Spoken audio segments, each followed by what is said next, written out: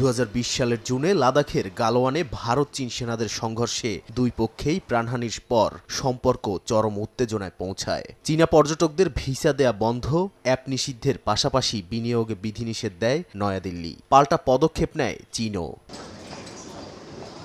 চলতি বছর গলতে শুরু করে সেই উত্তেজনা। জানুয়ারি মাসে আবারও চালু হয় দিল্লি বেইজিং সরাসরি ফ্লাইট।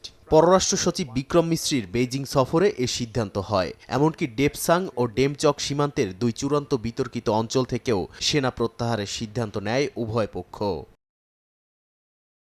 এরই ধারাবাহিকতায় বৃহস্পতিবার থেকে চীনা নাগরিকদের জন্য আবারও ভিসা চালু করছে ভারত।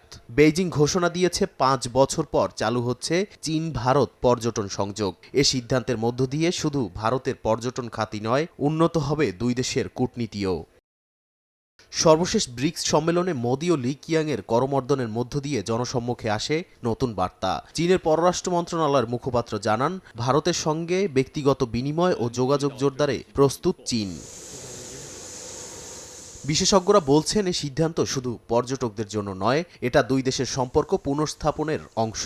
বিশেষ করে ভারত ব্রিক্সের ভূমিকায় জোর দিচ্ছে, আর চীন নিজের অর্থনৈতিক ধীরগতির সময় নতুন বন্ধু খুঁজছে। নাদিম মারজান, সময় সংবাদ।